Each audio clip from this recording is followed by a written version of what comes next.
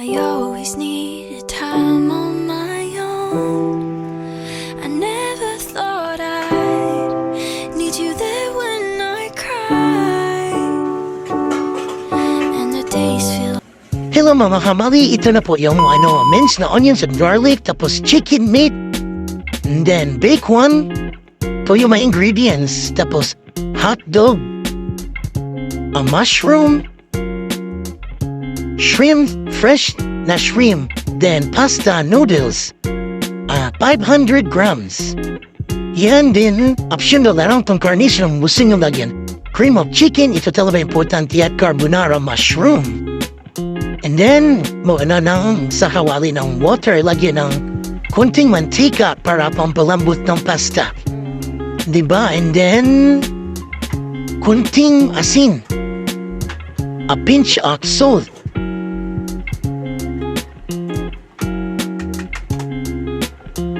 O yan, lagyan mo na ng asin para malinamnam yung pasta. 500 grams. Then takpan. Wait 10 minutes. Then after that, buksan din, halo-haloin para hindi magkadikit yung pasta. Diba? 500 grams na ito siya. Ang dami, no?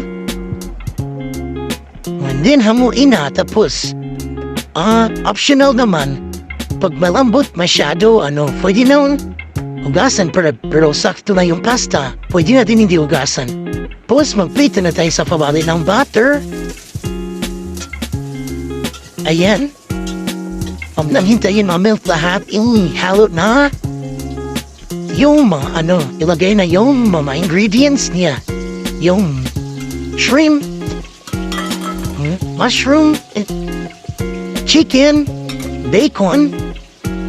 Oh, yan. Then, lagyan mo din ng cheese para pampalinamnam sa carbonara. Diba, lagyan ng carbonara mushroom, tapos chicken, cream of chicken, ayun. Then, optional na naman yung Nestle na evaporate milk. Tapos, ayan.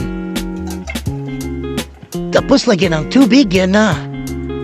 Ilagay na din yung mga yung garlic, onions, yung big onions, ayan, haluin na, ilagay na yung na-steam na pasta, no? Ito na ang resulta. Kung ayaw nyo ng spaghetti, ito carbonara, masarap, di ba? Ibang naman panlasa. Thank you for watching.